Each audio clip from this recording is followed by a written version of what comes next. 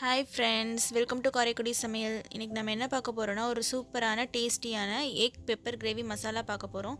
இது ரொம்பவே ரிச்சா இருக்கும். இதில் நம்ம கேஷ்யூ நட்ஸ் எல்லாம் அரைச்சி ஊற்றிருக்கனால ரொம்பவே ஹெல்த்தியான ரெசிபி. இது எப்படி செய்யலாங்கிறது நம்ம பார்க்கலாம். இதுக்கு தேவையான பொருட்கள் என்னென்னு பார்க்கலாம். நம்ம எடுத்து வச்சிருக்க ட்ரை இன்க்ரீடியன்ட்ஸ் ஆட் பண்ணிக்கலாம். அடுப்பில் கடாய் நல்லா காஞ்சிருச்சு. ஆயில் ஊற்ற வேணாம். 2 டேபிள் ஸ்பூன் அளவு மிளகு எடுத்திருக்கேன், அதை நான் இப்போ ஆட் பண்ணிக்கிறேன். டீஸ்பூன் அளவு வந்து நான் சோம்பு எடுத்திருக்கேன், ஆட் பண்ணிக்கிறேன். 1 டேபிள் ஸ்பூன் அளவு ஜீரகம் எடுத்திருக்கேன், ஆட் பண்ணிக்கிறேன். ஒரு சின்ன இன்ச் சைஸ் பட்டையும் ஒரு 3 கிராம்பு எடுத்திருக்கேன், அதை ஆட் பண்ணிக்கிறேன்.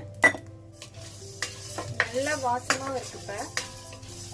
இப்போ வறுபட்டுருச்சு. நான் ஒரு பவுல்ல ட்ரான்ஸ்ஃபர் பண்ணிக்கிறேன். இப்போ அதே பேன்ல கொஞ்சமா ஆயில் விட்டுருக்கேன். 2 பெரிய வெங்காயம் நான் கட் பண்ணி வச்சிருக்கேன், அதை ஆட் பண்ணிக்கிறேன். ஒரு 7 பல்லு பூண்டு, 7 பல்லு பூண்டும் இந்த சைஸ்ல நான் இஞ்சி எடுத்திருக்கேன், அதை ஆட் பண்ணிக்கிறேன். அப்புறம் ஒரு 3 பெரிய தக்காளி கட் பண்ணி வச்சிருக்கேன், அதை ஆட் பண்ணிக்கிறேன். நல்லா ஃப்ரை பண்ணிக்கோங்க. நம்ம வதக்கி அரைச்சு பேஸ்டா தான் நம்ம ஆட் பண்ண போறோம். ரொம்ப ரிச்சா இருக்கும் இந்த கிரேவி. வதங்குறதுக்கு நான் கொஞ்சமா சால்ட் ஆட் பண்ணிக்கிறேன். உங்ககிட்ட கருவேப்பிலை இருந்தா ஒரு கொத்து கருவேப்பிலையும் நீங்க போட்டு ஆட் பண்ணி இதோட ஃப்ரை பண்ணி நீங்க ஆட் பண்ணிக்கலாம். ரொம்பவே டேஸ்டியா இருக்கும். என்கிட்ட இன்னைக்கு கருவேப்பிலை இல்லாதனால நான் ஆட் பண்ணல. இப்போ நம்மளோட தக்காளி, பூண்டு, இஞ்சி, வெங்காயம் இதெல்லாம் மேஷ் ஆயிடுச்சு. இந்த ஸ்டேஜ்ல ஒரு 1.5 கப் அளவு நான் தேங்காய் இந்த கப்புக்கு 1.5 கப் அளவு தேங்காய் எடுத்திருக்கேன். நான் குழந்தைங்க சாப்பிட்றதுனால நான் கொஞ்சம் காரம் ஆட் பண்ணக்கூடாதுங்கிறனால நான் தேங்காய் அதிகமாக எடுத்திருக்கேன். உங்களுக்கு காரம் ரொம்ப பிடிக்கும்னா நீங்க 1 கப் தேங்காவே போதும். 1.5 கப் தேங்காய் போட்டுக்கிறேன். நெக்ஸ்ட் ஒரு 10 முந்திரி பருப்பு எடுத்திருக்கேன், அதை ஆட் பண்ணிக்கிறேன். கிரேவி நல்லா திக்கா வர்றதுக்காண்டி நான் ஆட் பண்றேன். அதுவும் இல்லாம முந்திரி பருப்பெல்லாம் ஆட் பண்றதுனால ரொம்ப ஹெல்த்தியாவே ரிச்சாவே இருக்கும் இந்த கிரேவி. நம்ம வதக்கி வச்ச எல்லா பொருளும் நல்லா வதங்கிடுச்சு.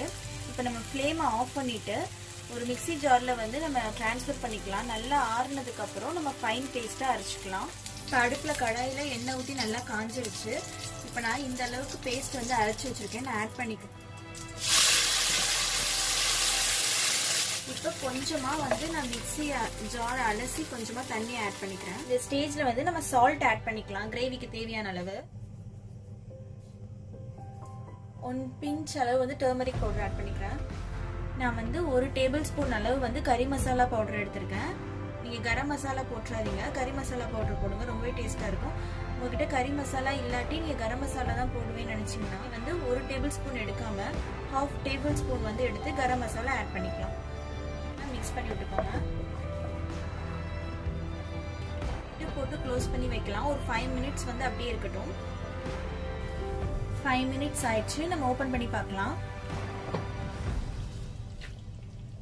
இந்த ஸ்டேஜ்ல நம்ம ட்ரையா வறுத்து அரைச்சிருந்த பொடி, மிளகு, சீரகம், சோம்பு, பட்டை, லவங்கம் இதெல்லாம் ஆட் பண்ணிக்கலாம்.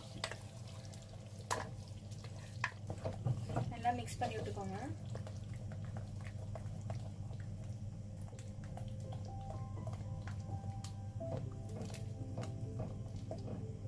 நான் லிட் போட்டு க்ளோஸ் பண்ணி வைக்கிறேன்.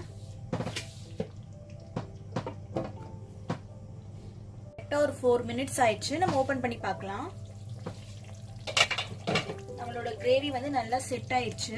இப்போ நான் ஒரு 8 முட்டை எடுத்திருக்கேன், அதை நான் ஆட் பண்ணிக்கிறேன்.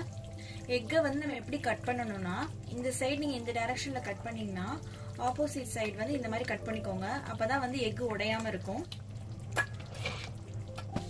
நல்லா மிக்ஸ் பண்ணி விட்டுக்கோங்க. ஒரு 2 மினிட்ஸ் அப்படியே க்ளோஸ் பண்ணி வச்சிருங்க. லிட் போட்டு க்ளோஸ் பண்ணி வச்சுட்டு ஆயில் ஓரத்துல பிரிஞ்சு விடுற அளவுக்கு நம்ம இது பண்ணலாம். முட்டையிலையும் அதே மாதிரி கிரேவி நல்லா செட் ஆகணும். இப்போ 2 மினிட்ஸ் ஆயிடுச்சு. நம்ம ஓபன் பண்ணி பார்க்கலாம். வாவ், எவ்வளவு சூப்பரா ரெடி ஆயிடுச்சுன்னு பாருங்க. ஓரத்துல நல்லா ஆயில்லாம் விட்டு பிரிஞ்சு வந்திருக்கு. இந்த ஸ்டேஜ்ல நான் இந்த சைஸ்ல லெமன் எடுத்திருக்கேன். ஒரு அரை லெமன் கூட இல்லை, அதை விட கொஞ்சம் கம்மியா இந்த லெமன் ஜூஸ் நம்ம புழிஞ்சுக்கலாம் கிரேவில. நான் 2 கிரீன் சில்லி எடுத்திருக்கேன். கிரீன் சில்லி பாருங்க லைட்டா தான் வகுந்து விட்டுருக்கேன். இந்த மாதிரி இதை நீங்க மேலாப்ல இப்படி ஆட் பண்ணிக்கலாம். நம்ம இந்த கிரேவில பச்சை மிளகாவோட வாசம் இருக்கும்போது ரொம்பவே சூப்பரா இருக்கும். ஃபைனலா கார்னிஷ்க்கு கொரியாண்டர் லீஃப் ஆட் பண்ணிக்கலாம். உங்ககிட்ட கருவேப்பிலை இருந்துச்சுன்னா கண்டிப்பா கருவேப்பிலை ஆட் பண்ணிக்கோங்க, ரொம்பவே டேஸ்டியா இருக்கும்.